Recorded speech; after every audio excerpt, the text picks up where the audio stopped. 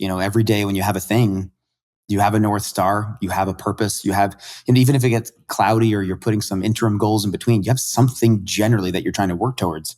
And now it feels like there's nothing. But I'm expecting in short order that the mission will be to find the mission. Not to get too meta about it, but I don't know what's next. So I guess finding what's next is the thing that's next. Welcome to the Offsite Podcast. I am your host, Jordan Gall. This is where I team up with friends to catch up on our work and, just as importantly, what's going on beyond the work. As always, this podcast is brought to you by Rosie, the AI-powered phone answering service for small businesses. Welcome back, everybody, to another episode of the Offsite Podcast. I have with me today my brother, Assaf. Welcome. Hello. Thanks for having me, man. Excited to be here. Cool. And I know you said you've listened to the podcast, which is always funny to listen and then be on the show. I always enjoy that whenever I do that with podcasts. Mm-hmm. So now you're the guest. I know. What a full circle moment. All right. So we have some things to talk about. First of all, you and I have endless things to talk about because we talk constantly. We're good at this, yeah. Yes, we are. You are also an entrepreneur, like I am. And I wanted to get you on the show to be one of the people that kind of comes back regularly, but this is the first time. But we do have an interesting bit of timing. So I want to just give a second to kind of explain the timing, and then we can just kind of jump into the conversation. Actually, why don't we do it the other way? Why is this interesting timing, Assaf? Because it is July 11th as we record. So about 2 weeks ago, June 24th, I officially closed the sale of my business. I sold my business after starting it and running it for about 13 years to a private equity firm that was doing a roll-up in the franchise space that I was playing in. So I was going to say 10 years, but 13 years. Yeah, man. I want to dig into that. I care less about the deal. I mean, maybe we can get into kind of how it felt along the way, or maybe any lessons that you learned along the way, all that. But generally, a lot of us who are entrepreneurs look at something like an exit or a transition period. It doesn't happen that often, especially, 13 years that's a big commitment. Mm-hmm. And you just finished and it's summertime, you're hanging with your kids. I just want to know, how does that feel? I thought I'd feel more. It hasn't sunk in too much. I'm still trying to process it, but even that's like a funny word, process. Is that like a checklist? Do you go to a coffee shop and then quote unquote process it? So it probably comes in waves, but the first thing I feel is relief. That was pretty immediate. Communicating to the team who we'd built some really strong, deep relationships over time, was more emotional than I expected. Okay. And so that cut both ways, right? It made me happy to know that we did something real and that they felt it too. And it made me sad that season was ending and they were going to go enter a different space with people we didn't know as well. I think it'll be great for them. It's a bigger, better opportunity, but it was more emotional than I expected. Yeah, it's a trip. So let's back out just a touch and describe your business. What was it, and where'd you start, and where did it end up going? I was a Crunch Fitness franchisee. We had 6 Crunch Fitness locations in Brooklyn, Bronx, and Queens, New York. We were about to build number 7 in northern Manhattan. So about 13 years ago is when I started the journey of, I'm going to be a franchisee, but what does that mean? So I started talking to franchise consultants, started understanding the space, read, 10 to 15 different FDD or franchise disclosure documents, and really tried to get my hands fully around what does that mean? And it turns out there's many shades of gray of being a franchisee. After almost a year, picked Crunch Fitness. First one opened up in 2014. Slowly built another. We hit this little snag called COVID in New York City, snag. Which was a lot of lessons learned and quite an experience in retrospect. And then we had the opportunity after that with a combination of employee retention tax credit money and a bit of a discounted value. We had the opportunity to acquire 3 facilities from Crunch corporate directly, what was called refranchising. So that gave us a platform. And once we hit that status, we realized, okay, now it's an opportunity to either get growth equity and try and make it a bigger thing that we would sell eventually, or is this ripe right now for the consolidation wave that was currently happening? And that was the option that we ultimately chose. How many employees did you end up with? About 200. 200. Yeah. And I remember the obviously being on the journey with you as a phone consultant / therapist, going from the first location and the New York real estate issues and the build out and financing, and then the second location and hiring. You definitely went through a pretty interesting learning curve and also like experience curve, right? Going from, I remember when you first started talking about feeling guilty that you weren't going to the clubs anymore. And like, that was a transition moment where it's like, oh, I can't. And I feel bad about it. And I need to stop feeling bad about it. And that's actually my new role. Yeah, that's very far in the rearview mirror. But yes, that was a part of the process. Yeah, a lot of this stuff forced growth. Oh yeah. Well, I mean, you were a big part of it. I don't know if you remember, coming to Dad's office, holding this little 8-page PDF printout of the E-Myth Revisited. Summers. I read this book. It is the way. It's going to change our lives. Don't read the book. It's redundant. Here, read this summary. I read it and was like, guys, this is it. This is just so spot on about where quote unquote entrepreneurs might find themselves. How could it be that you'd feel bad about not being there? Well, because our human emotional, intuition or our tendencies aren't necessarily crafted for small business ownership or entrepreneurship. So there was a lot to unlearn, a lot to relearn.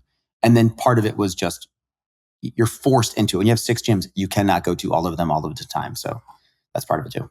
Yeah, interesting. Yeah, what you're bringing up there is, some origin kind of points where, so Assaf and I used to work together in the family business. And at some point we realized it wasn't quite going to work. In many ways that like E-Myth, like, hey, we need to figure out more systems instead of doing the work ourselves. We were in a weird trap. We had a business that we did the work, but it made a decent amount of money. And we got ourselves like into a trap. Like if it didn't make enough money, then we almost would have no choice but to go beyond ourselves and hire and so on. And if it made too much money, then we didn't need to. But we were kind of right in the middle of like, okay, this is good, but like we need more. And that realization and the E-Myth and that part of it is kind of what led to the breakup of the family business. For sure. Yeah. Yes. The amicable breakup. Yeah. Yes, that's right. I went toward the internet and blank canvas. I always found it interesting. I think it is interesting to ask you about. You didn't go toward the blank canvas.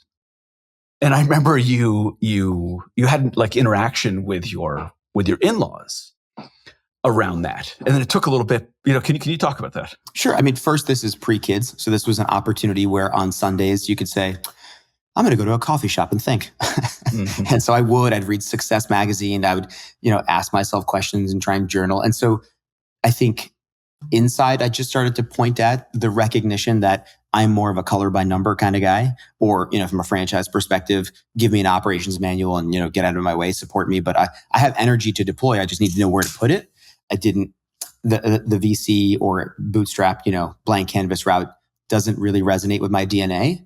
And then simultaneously mentioned to my in-laws who had a pretty significant restaurant franchise business, I'm considering this. And then I spoke to a gentleman who gave me some testing and like personality testing. And it was almost like, blinking, blaring arrows pointing at franchisee. So that kind of corroborated my thinking already. And seeing them have success in that, it all kind of started swirling around. Okay, this feels like a good opportunity to understand more. And they had just finished building on the real estate side a Planet Fitness and came to understand that was very successful. And said, why don't you start looking into this? And that was my first foray into understanding franchises, reading an FDD, going to see a space, talking to people, and finding that whole world that if you go to the internet and go to a site that belongs to a franchise group, somewhere out there it says open a franchise. You click on that link, it takes you to their whole website dedicated to pulling in leads to understand if it's the right opportunity for you. So there's a little world trying to see if you're the right fit. Yeah, it's interesting because in the franchise business model, there's the franchisor and there's the franchisee. Like very, very different. It's all part of the same effort, but it's almost like they are geared toward different approach, different personalities, just different. In general, the franchisor is using the franchisee model, but but has to come up with it themselves in some ways. Whereas the franchisee is kind of like, well, I want the blueprint, and I want the proof, I want the track record, and I'm willing to pay for that certainty. Right. The track record thing is interesting because it's like when someone's applying for a server role, but you have to have been a server before. And you're like, well, where does someone get their first shot? How do I get this track record? How do I get to 1,000 stores if everyone wants me to have 1,000 stores open to do the next store?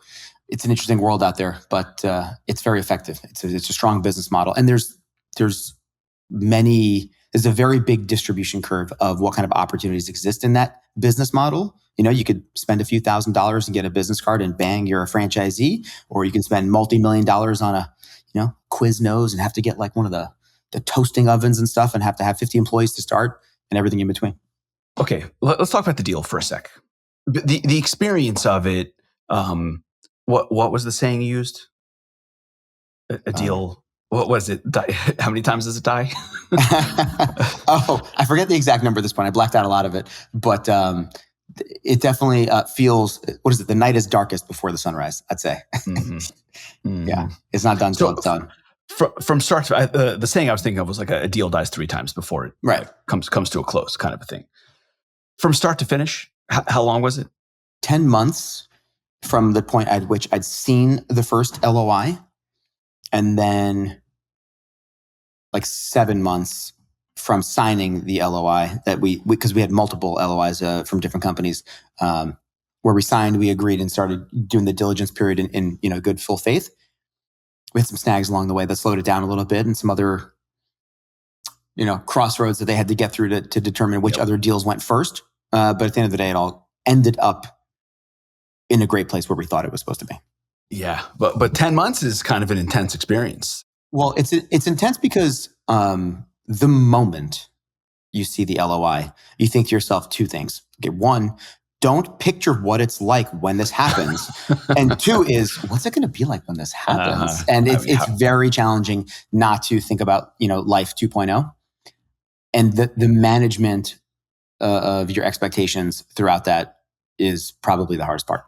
Yeah, this reminds me of a podcast that Rob Walling did that you're familiar with, where he talked about the process of selling drip and the roller coaster and actually the danger to the business itself. That an acquisition offer can kind of just roll out a grenade into the middle of the room, and it's dangerous because it could screw you up. It could screw up your relationship with your co-founders, with your employees. You have to manage it properly. I remember when CardHook got acquired, I almost screwed that thing up. And I tried to be smart about when to tell everyone. And it's impossible to tell what's quite right. Everyone ends up erring toward, what's the term? It's not cynical, but like you're really better off just keeping things to yourself and not sharing and all of that. And then all of a sudden you find yourself, well, it's your business. You have a bunch of people working there, but you're the only one that knows. And all of a sudden you're working on this thing that's outside of the normal business. Right. You have 2 full-time jobs, right? You run the company like you're supposed to, and then you run the process of selling the company, which is in and of itself, a very thorough, obviously depending on the scale of the deal, a very thorough, like mind-bogglingly thorough process. Yeah, and then there's a prevailing wisdom, like you just alluded to, that you shouldn't share it with anyone, and that's there for a reason, right? Because it doesn't give that much benefit, and it greatly enhances risk. It's so disproportionate. It really just makes sense at the end of the day not to communicate. But I broke, quote unquote, the rules, and I shared with my chief operating officer, a guy that had been with me, my main man, who's been with me the whole time since we opened up our first gym, who's come up in the ranks from, opening the club at 5 a.m. to being a manager, to being a general manager, to a regional manager, to having a stake in the business. And I said, you know what? I don't want to put this down in front of him and say, this is what I signed. Yep, that's not the relationship that we have. And I don't want to do that. And I don't care that other people said that I shouldn't. I appreciate their perspective, and I'm still going to make a different decision, which that dynamic in the first place is something that I had to develop to. It's hard for me in my DNA, and I think anyone in a position like this, to hear other people around you who you think know better tell you what you should do and still make a call to cut the other direction. It's a maturity that takes. Right. And then self-doubt until it actually works out. Yeah. Oh, self-doubt. It's my dear friend. Yeah. This chick right here. Oh, yes. Yeah. So you got through it and you closed and you transitioned and you talked to everyone in person and all that. And now it's a pretty rare situation. I was really looking forward to a transition period between Cart Hook and Rally. And it just didn't work out that way. So I didn't get a transition period. I started Rally while running and owning Cart Hook, and then raised money for Rally, and then sold Cart Hook a year later. And there was absolutely no break whatsoever, unfortunately. So a break being pretty rare. What do you do with that? What balance between enjoy the break and take advantage of the break do you find yourself in?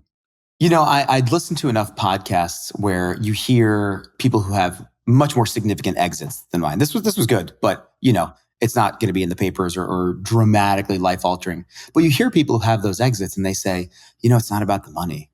It was about the journey. And you think to yourself, I mean, you say that because you have the money now. Yes. But even mine, which wasn't such a dramatic scale, you quickly think, man, like, now what? I thought this would be more exciting. I thought this would be more dramatic for my, like I'm going to Disneyland. I went to Crown Heights. I didn't go to Disneyland. I went to Brooklyn and I talked to people about it. And, I'm with my family and I'm enjoying myself. But that's all to say, life is the journey. Anytime we look up and go, when is this going to end? When am I going to just finally not have anything going on? It's like, you don't want to, what do you mean? What are you going to do with nothing going on? The figuring out of all the things going on, that is life. That's the marrow, So yeah. This also gives me that moment to say, well, in this season of life where I actually get to just not have to care if there's anything in my inbox, you just get to enjoy the kids. You look at yourself and go, I'm so blessed. They're kind of annoying, but like, what a blessing is that I'm frustrated with my kids. That means everything is good in my life, that I get to just, have this to be the thing taking up my attention, really soaking up time with my wife, starting to maybe feel a little bit proud of myself and happy about what happened. And then I'd say probably in pretty short order, trying to reestablish what the mission is, what the purpose is. Every day when you have a thing, you have a North Star, you have a purpose, and even if it gets cloudy or you're putting some interim goals in between, you have something generally that you're trying to work towards. And now it feels like there's nothing. But I'm expecting in short order that the mission will be to find the mission. Not to get too meta about it, but I don't know what's next. So I guess finding what's next is the thing that's next. Yeah. Fair. But there's no need to rush into that. The timing worked out. It's summer. The kids are off. You get, you're just at camp with them. It made me very happy thinking about you at camp with the kids in the most care. Look, I'm going on vacation next week. Yeah. I'm not fully on vacation. Are you ever? I'm not. Yeah. No, it's okay. It's not like my laptop on vacation. Why? Just in case. I don't know. So it's not resentful. It's just kind of is what it is. You have responsibilities. You have this thing. So to think about you on vacation with actually none of that weight is great. Yeah. So Regan, right? My wife and I, we have encountered too much freedom in specifically where we live. So we can live anywhere. And that's a weird kind of situation because then I think it's like dating in New York City when you're in your 20s. There's always like, well, this is great, but what about this other thing? And this other the grass thing? got greener somewhere else. Yes, that's right. So we've kind of gone through that. We traveled all over the place. We live in Portland. Now we live here. So it's pretty difficult to kind of come to terms with, hey, guess what? Nowhere's perfect. There's no sense in looking for perfect. You prioritize and then you do a little score thing and then you make your decision. You're in a bit of a similar position where, okay, now you can go off and start anything. How in the world how do you approach that? Parameters. It's funny that you say that though, because for a little while, as I started to feel like this was going to close and we were going to consummate the transaction and have a transition, I'd go to Biz Buy Sell or other like business broker websites and start to see, okay, what's out there? There's a big wave of entrepreneurship through acquisition, and you don't have to start something. You can acquire something and scale it or do whatever you want with it. And I'd look around and go, man, I think my thing's the best thing here. Oh no. Uh-oh. Was I wrong? But who knows? There's a lot out there. So, so I'm definitely, I shudder at the idea of the complete blank canvas.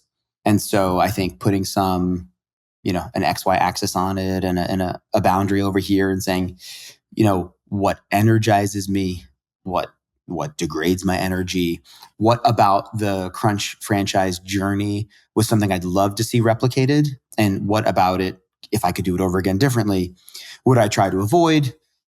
These are big boxes with big build outs, very long-term lease obligations, personal guarantees, 50 employees, give or take a bit, 1,000 workouts a day. And then you see if you got the right location. Like maybe there's a different way, and it can work, and it can work super well. But maybe next time I'd either do something smaller, something more flexible, something maybe more, flexible is a good word for it. Like if you got it wrong, you could pick up and move down the street and it wouldn't be life altering. Yeah. Jeff Bezos talks about like one-way and two-way doors. Sometimes the Crunch thing felt like a one-way door. 20-year lease, millions of dollars, big investments in equipment. Yeah, it's kind of heavy in that. It's hard to get it wrong. Yeah. I guess you're pointing toward business model to some extent, but not just like business model, how the business makes money. It's like the overall model of like, how do you expand? How do you start? What investment is required? What does it take to scale? Who your customers are. Who you hang out with, who you spend time with. Yep. Yeah, that's right. In software, I mean, maybe not just in software, but in my approach to like advice to people or advice to myself, I think of it as characteristics. So if someone says to me, I want to start an e-commerce business, and I'm like, okay, here's the deal. $100 average order value, right? Yeah. Recurring. Yeah. And low shipping cost. Like if you don't have those, don't do that. So that's from pain. But how'd you get there? You said pain. Like how did you end up in that place? Right, because you gotta acquire customers, and that's not free, and therefore you need margin. And if you need so it's like it's from lessons and pain and watching other people and their good experiences and bad experiences. Right. I think the trick, or one of the tricks, is to double check your assumptions on those things and see. I would sometimes refer to scar tissue. I want to make sure it's not scar tissue and that we're like building in the wrong direction because of this. So, the Crunch Gym thing is great. So maybe CapEx is okay to deal with, but people would look at our, like pro forma or our business model and say, this feels amazing. I say, yeah. But then in year 6, you've got to put like $600,000 or $800,000 back into refurbished equipment that you've just barely paid off. And then in the franchise world dynamic, God bless them, it was an amazing journey, and Crunch did a spectacular job on so many pieces. But one of the things that becomes their job in managing their brand and evolving their brand might be a different logo or a different color. That means you're going to get a phone call and go, you need to change the logo outside. I said, but that's like $40,000. And they're like, yeah. Yeah. How many gyms do you have? Times yeah. Was that going to get me more members? Like, no. That's where we are now, And that's part of the deal, right? When you drive by a Dunkin' Donuts and you see a brand new America Runs on Dunkin', you're like, that's a nice sign. That person had to buy that sign because they told them to. Yes. So pros and cons. But then you also pull off the road to Dunkin' Donuts, not to Jordan's Donuts. Yes, that's right. My donuts would be amazing, just so we're like 100% clear. I'm sure. Yeah, Boston cream, for sure. Yes. I have a lot of food-related ideas, actually. Maybe it's because I live in the Midwest and the food's mediocre. It sounds challenging. It scares me. But yeah. The food business or living in the Midwest? Speaking of the Midwest makes amazing people. Come on. I'm an honorary Midwesterner. Just, to noodle on the business model thing and kind of write off food in the list of parameters, or this rubric that I try to assemble, a filter for what business might exist in the future. I think, is Amazon going to ruin this? Is AI going to ruin this? Right? I'm going to go get a haircut later.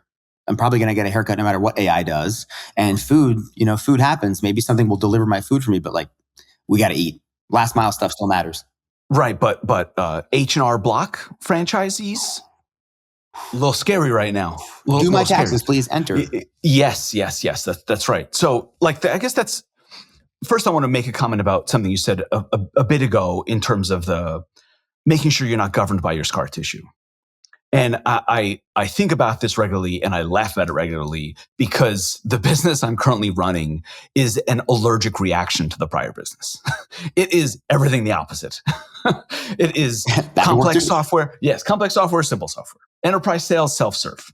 High cost, low cost. It's like really like, oh, that when I put my hand on that oven, it was hot and it burned.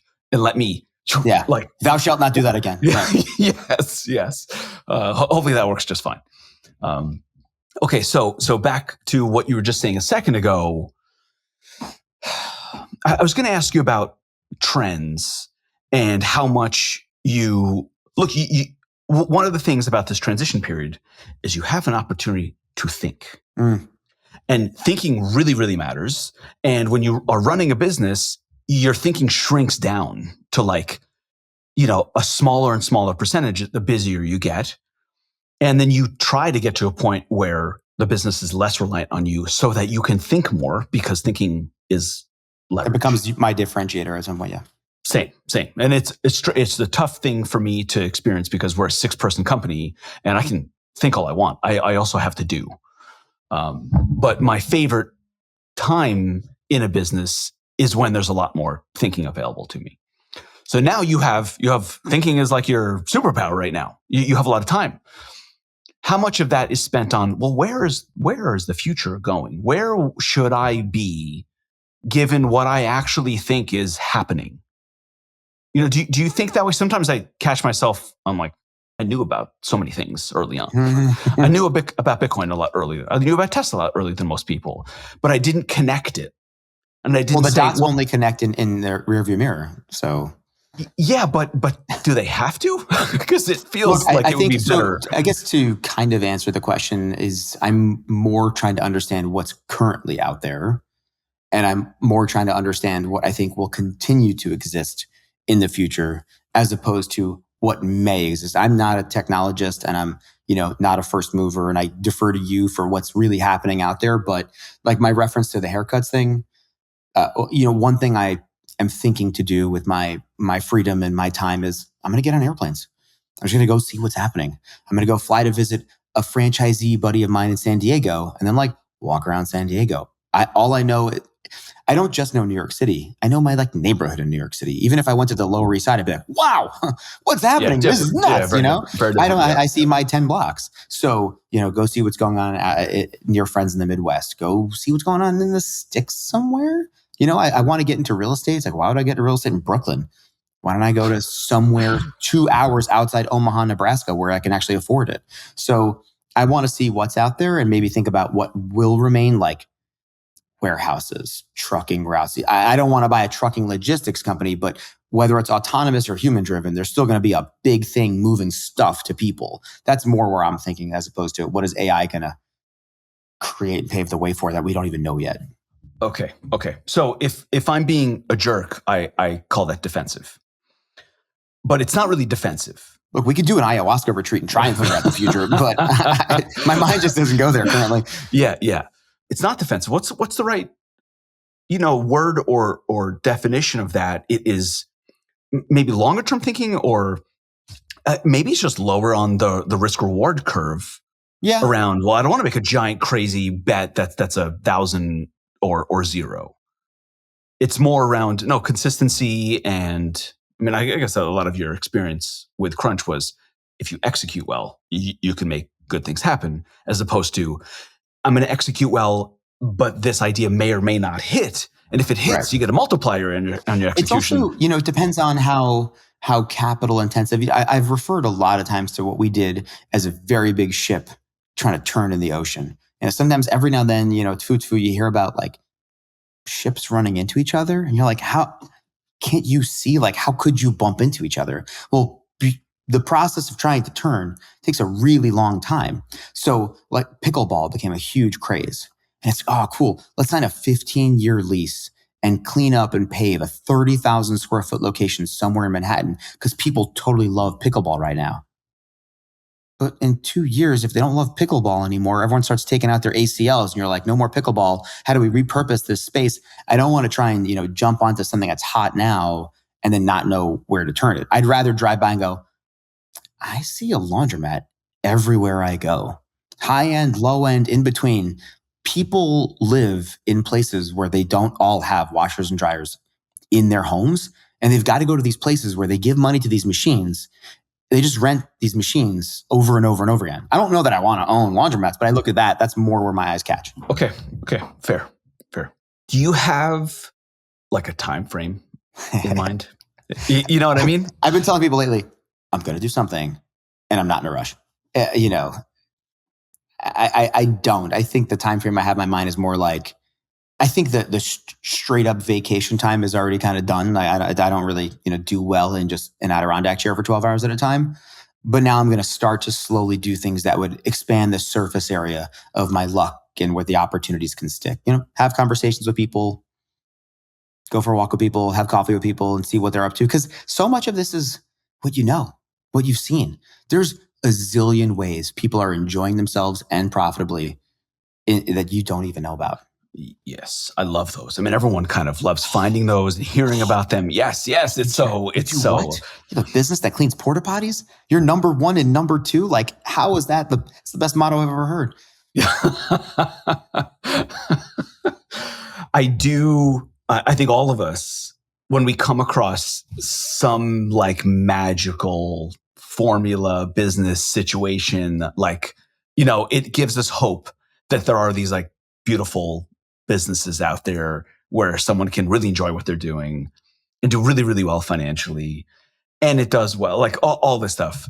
So I liked what you said about airplanes, because when I get on a plane, it opens up my mind immediately. Mm-hmm. And then I come home and I'm like, I got to do that more often. Mm-hmm. And that's even just literally the same exact experience. Yeah. Like, yes. Right. You go to a conference, like, I don't want to go to this conference. You come home, you're like, there's a big world out there. It's bigger than I thought. There's more out there.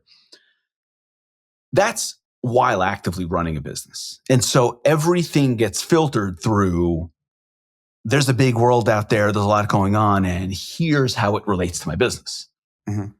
Going out there more open-ended feels a bit like you're running your own little personal private equity company where you're like, where should I invest my time and my money?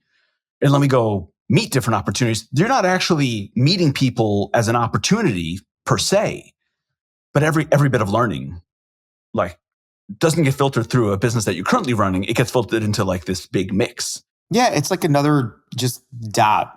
And then there's another dot over there. And then you can either connect them or you're like, oh, it's a constellation. Like, it was just a weird cloud of stuff.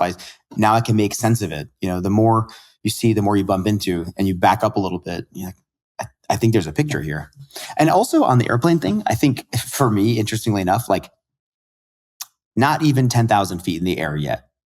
And there is forced perspective. You look out the window and you're like, that neighborhood that felt so big is literally so small. Like, the problems I had down there they're so small. And then you go further and further. And as you go across the country, see these like squares and these shapes of these farms. Like, oh my God, these are farms that produce like stuff that goes and it gets shipped. Like, it's so hard to, when you're on the ground level, to be thinking about all these different planes of where you can operate. Being on a plane actually makes me think of thinking at 30 or 40,000, feet up. That's a great place to be. Yeah, it brings me pretty often to Adam Smith, where it's like, there is no way to describe it but an invisible hand. There is so much going on.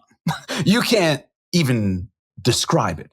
The invisible hand thing is a great reference. And I found myself in the last couple of years of my business, not just because of what we were experiencing, but I had the good fortune to be in this arena with these other exceptional franchisees. I mean, really spectacular leaders coming in and just showing what we thought was the high point of success was a bad day for some people. They're just really pushing and building a spectacular enterprise. And one of the things I found was the invisible hand of incentives and compensation. It is a wonder. If you get that right, if you really put people in a position in your organization and you wrap it around a really great culture and a set of values and give them parameters and a clear why on what we're doing and the way we want things to be done and how we want people to feel at work. But you also add the invisible hand that guides of, and if we get to these places, this is how we can all share in it. It's like one of the most powerful forces of nature, right? Like inertia is a really powerful force of nature, and incentives and getting compensation structures right and setting people free, giving them autonomy and a space to go and achieve on their own and share in the victories is a wonder to behold. Huh. So I've heard you talk about, some of the characters that came into the franchisee network that you came across that kind of elevated expectations and surprised people. What I didn't know or we haven't really talked about or connected is that part of it. Mm-hmm. Now, the gym business is tough because out of the 200 people that were in your organization, how many were on the front lines working in the gyms? Basically everyone. Right, almost everybody. When you say aligning incentives, that usually does not connect for me to someone who works the front desk at the gym. But is that what you're saying? Like extending all the way down there or like management structure? It doesn't need to stop. I mean, well, once you get to like true front line, you need to have a score. You need to have a number. You need to have, okay, if you do this every day, like if I ask you today, did you win yesterday? And you can't just tell me yes or no and exactly why, then there's room to be optimized in the organization. Everyone trickles down to, if you book this many appointments, that's all you've got to do. The threshold's 10. If you got 9, you lose. It's not yellow. It's just red or green. And, and if you got 11, I don't care how many showed up. If you just keep doing that every single day, I know it will work out. And everyone can have their own number throughout whatever role, but particularly in the management. And when these leaders came into the organization and they brought with them the resources to grow, right? Imagine coming in and saying, we are going to build 10 stores per year or 10 film, whatever it is. We're going to grow by this % per year. Mm-hmm. And then you do it. It just makes this belief strong. And then you do it again. And now you can go to the outside world and say, I need you to move across the country with your family because you're exceptional. You're the best person, not the best person for the role in our area. You're the best person for the role. And you're willing to move to Oklahoma to help us get this going because you now believe next year we'll open up 10 more. And the next year we'll open up 10 more. And then you'll be part of this giant, many $1 million organization that's going to create a lot of opportunity for you, your family, and a lot of other people. Interesting, because that's it's not ownership incentive. I guess it's management incentive. Well, you can make compensation act like as if you were an owner without the downside dealing with actual equity and those implications. But you can have profit sharing plans in place, and you can have, some people even had managers buying in, which was mind blowing to me. But you research and you go, Outback Steakhouse did this years ago, and they called them managing partners. And you may have heard that phrase before. Feels incredible to say, you're a general manager of the store? No, I'm a managing partner. I have a stake in the business. I've invested in this business. And so what happens is they sound like an owner and they act like an owner. And if you have someone there day to day acting like an owner, it will be better than if you didn't. Yeah, very interesting. So I think here's where we start to come across the wide gulf of difference between your business and your business experience in the general economy and my weird universe of software and startups and small teams and, equity as compensation and stock options and these like lottery tickets of being a founder and owning 30% of a business and what that can do and what you read about. I think maybe both sides can learn a little bit from the other. Sure. Yeah. Sure. I had a really powerful moment where I went to like a program, and it was like Harvard Business School case studies. And the first one was Planet Fitness. And Pete Moore, my investment banker and very good friend and great guy generally and great guy in the industry, was leading this case study. And he's like, look, before we do anything, before we talk about this business, you got to understand the game that you're in and who's playing the game and how you play the game, right? Are we playing checkers? Are we playing chess? And so when you go all the way back, you go to money and you realize that there is an ocean of capital out there, right? He used, I think, like the California Teachers Endowment as an example. And let's say they have like $200 billion. Like 200, I mean, what are we even talking about? Yeah, so much money. And how much they have to generate just to fulfill the obligations and promises that they've already made to generations of people. They have to make like a 6 or 8% return to not go backwards on the obligations they already have. So that means there's this ocean of capital that needs to go find a return. Some of that will go into Coca-Cola stock. Some of that will go to muni bonds. But then where else does it go? And you reference like the efficient frontier. Some of it's going to go to real estate and REITs. Some of it's going to find its way to venture capital. And there's going to be people who are allocated these resources and they're told, look, go try and win. We know most of the time you won't, but when you do, it'll be enough of a return to make up for this whole thing. And then it finds its way to private equity. And so you're out there fighting your fight. You're like, man, how come they opened up another location? Well, I don't know how they're funded. I don't know what's going on. I don't know how they're connected to that ocean of capital. And they might be playing a very different game than I'm playing. So, recognizing which game you're playing and why, it's important to understand, because you may be playing checkers while people down the street from you are playing chess, and that's a losing battle. Right. And you're comparing yourself to them, or it's like, yeah, it's not talked about very often in our industry. And it would be better for people to understand more of that larger capital flows and capital requirements level of things. I feel lucky that I worked in an investment bank for a year. I didn't like it, but it helped in terms of perspective and understanding. People in the software industry are a bit confused. They look at venture capital as this like self-contained thing. Here are these VCs and they have all this money and they think this way and it's not fair and no one gets a shot and everyone's like, and because they're not seeing where that sits in the stack, that the VC is a deployer of someone else's capital. And it is advantageous for venture capitalists to accrue status, but they only deserve part of the status, right? It's literally not their money.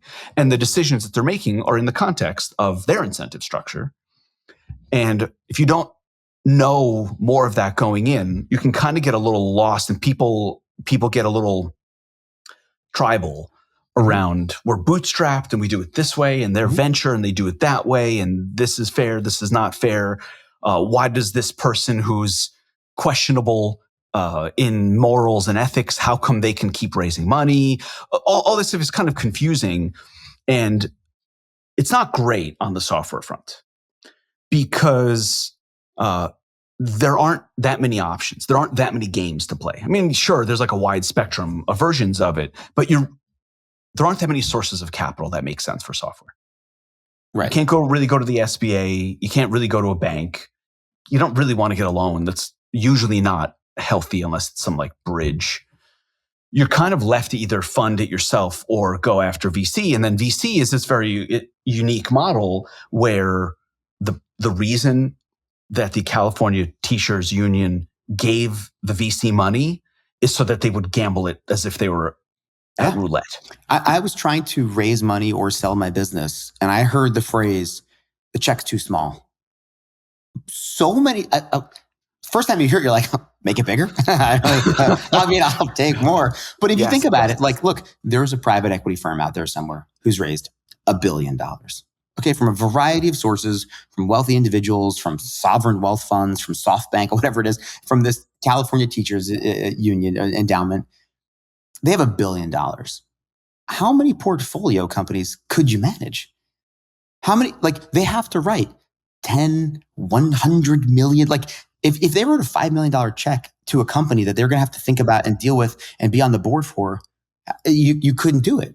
So that helps give some perspective. I'm thinking right now of like maps and like 2-dimensional maps. And then you look at like I don't know if you've ever seen, there's like a map that kind of tries to show you what Antarctica really looks like. And you're like, what? Actual size? Yeah, yes. You're like, why is Alaska here? Isn't Alaska over there? They're like, well, because it's 2D. You don't really get it. Or like a topographical Russia's not map. that big. Right. It Or just like happens to be very far north. topographical. You're like, oh yeah, this one has mountains and this one doesn't. This is jagged. This is crazy. Well, like if you only knew that you were frustrated and that you're bootstrapping and these other guys, or even worse, if you didn't know, we were in e-commerce and we were like, oh, cool. Hey Needle just did this thing. We should do it too. It's like they could burn a $10 million a month on purpose. And we have to balance our checkbook every night. So you got to just recognize the game you're in and the best way to play that game, or if you need to go shift to a different game.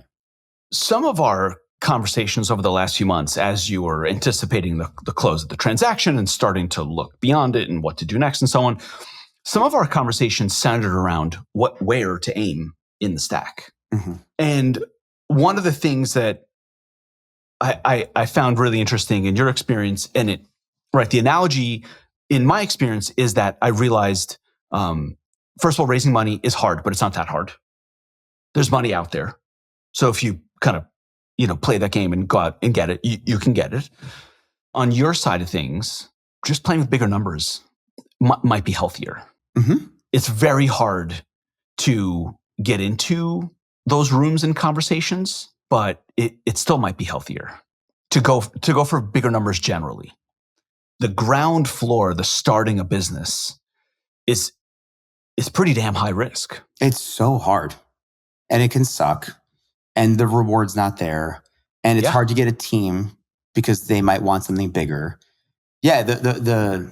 I agree saying, hey, why don't we put some resources together from, yourself and friends and family and another ring past that. And then, really learn out what's out there, not just the SBA, but an SBIC and different channels for resources to flow to help create jobs and opportunities and seek a return. And they know clear-eyed, like we're trying to seek a return and you don't always get the return that you're looking for. But if everyone's clear-eyed about it, you go try and take a bigger swing. I don't want to say it's easier, but like if you find a way to finance and buy your way into 40 stores of something, if someone gets fired tomorrow, it's not the end of the world. If you open up a UPS store and, hey, I only have 3 employees and one of them quits, that's a third of your workforce is down. Like that's hard. I see people often finish a company and then start from zero. And I, one, admire it. And two, I don't think I could, I don't think I want to do that. So when you see what you just did, 200 people, 6 locations, expanding into other locations, complexity around finances, management, all this other stuff. Does it make you want to go do that again? Or do you almost see that as like, well, now that's my floor. And then how do I kind of go into this next level or a different strata in the stack? Yeah, my current thinking is that starting, like I referenced earlier, that one of the most powerful forces in nature is inertia, right? And that's if something's moving, it will be inclined to stay moving. But if it's not, it's inclined to not. So the process of building momentum and inertia on the first thing or the first store or the first sale of your software is not an energy I'm looking to expend.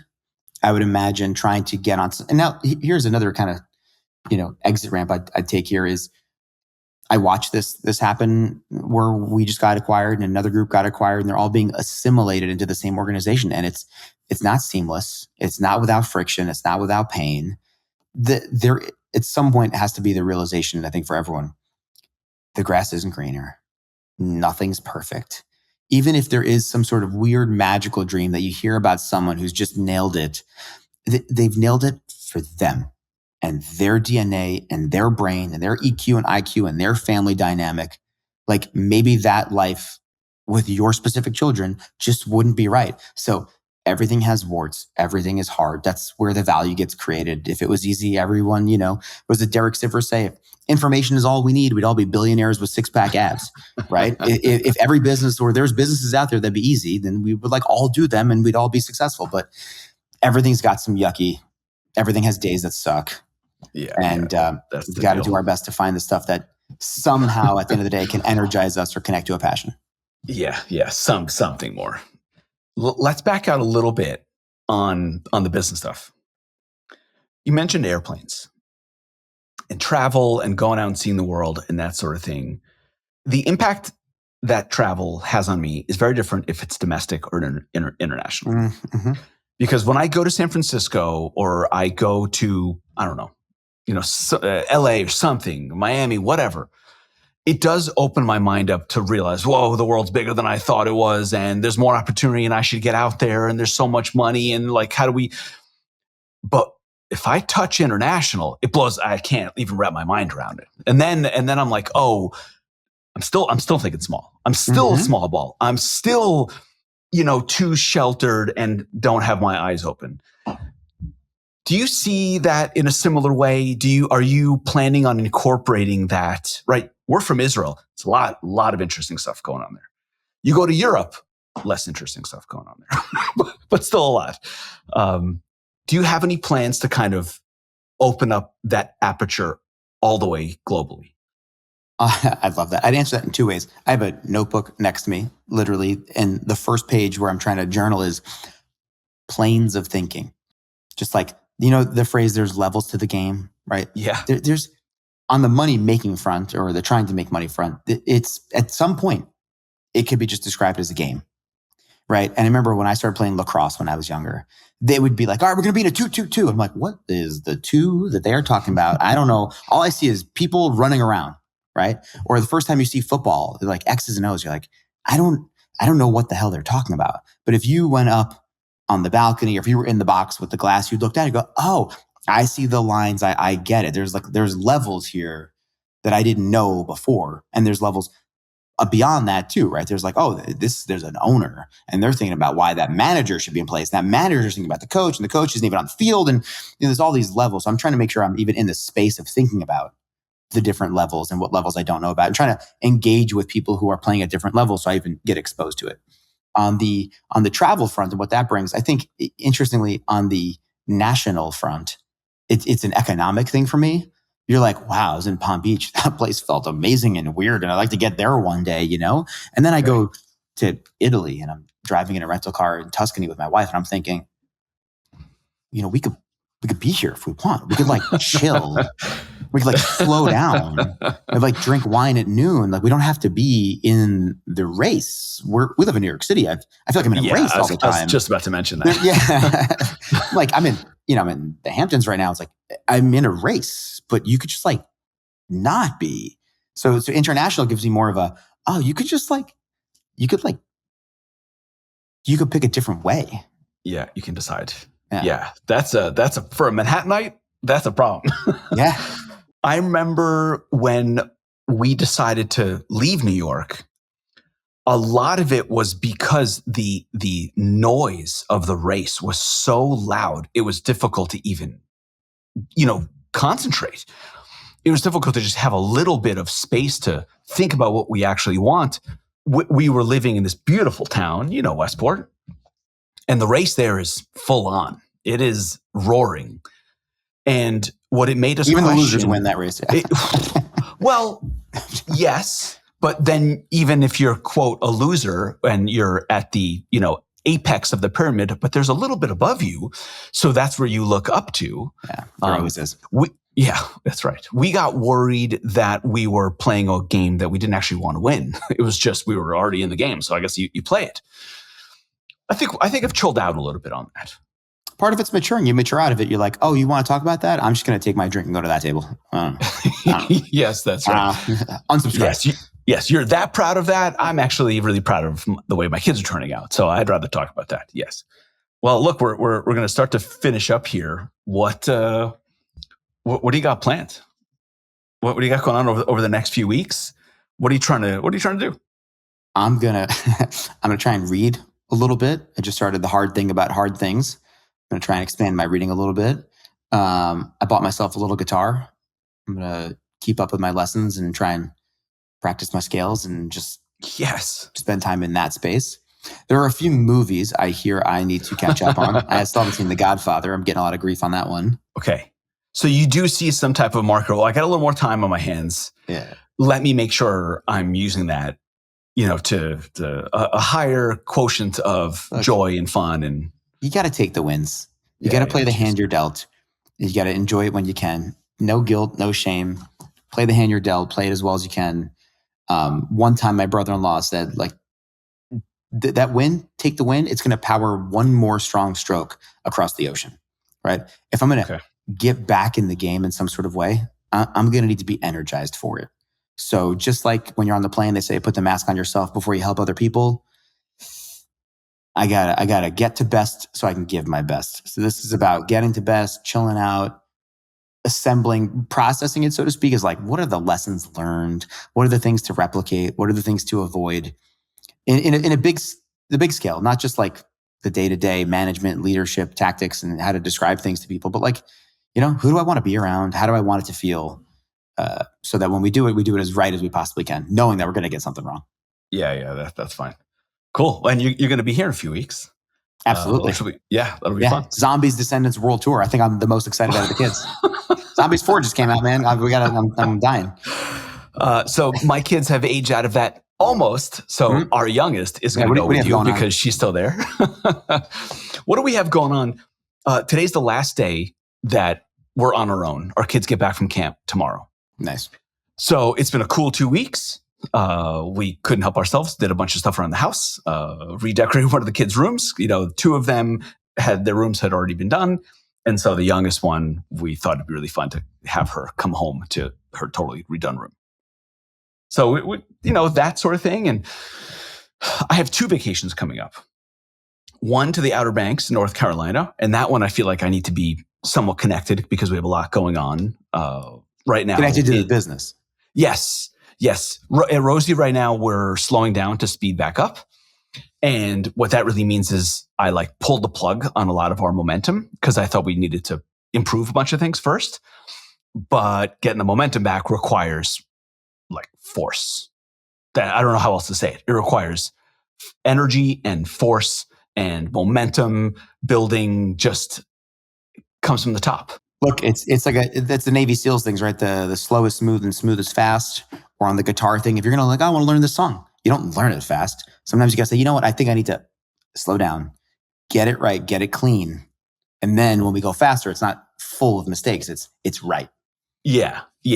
And I'm in the middle of that right now. It's not even the end. I think it's right in the middle.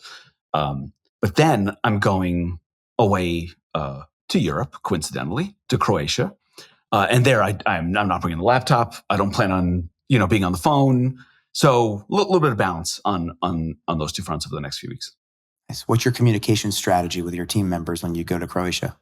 The dynamic we have in the company is half of us are in Europe. And the Europeans take their vacation seriously. And we allow them to. And that has helped generally with the culture in the company take vacation seriously. We respect it. And I'm definitely not going to ignore Slack for 8 days. Not going to. But I plan on bringing the brick with me. I think I told you about that little piece of hardware. I got one too, yeah. Yes, okay. So I use that, and specifically on vacations is when I use it most. Because what happens is on vacation, you leave your hotel room or your Airbnb or whatever it is, and then you go out for the day. So the way I use the brick, that hardware that you click your phone onto and it shuts down certain apps, is I'll wake up and I'll do some email and I'll do some Slack. And then before we leave for the morning, I use the brick and then I leave that there. I take my phone with me. So I got music and I have Google Maps and whatever else. But Slack is blocked out and Twitter is blocked out. And therefore I can go into my day with that removed as an impulse. Love it. Assaf, thanks for joining, man. It was fun. Jordan, thanks for having me. This was good times. Yeah, it's the first one. I want you to come back and you're my brother, so I can guilt you into it whenever I feel like. 100%. And you don't have that much to do now that we know. Semi-retired. Cool. Thanks everyone for listening. Assaf, where can people find you? I need to make myself on the internet at some point. I took myself off Twitter to save my mental health a little bit. I don't really do much else. So I'll find my way out there sometime soon. Yeah, exactly. LinkedIn. I'm on LinkedIn. Yes, there you go. Cool. Thanks everyone for listening. The Offsite Podcast, we're on Spotify, wherever you listen to your podcast. We're on YouTube. Like and subscribe. Yes, we're early on. That's what you need to do. Please do. Thanks everyone for listening.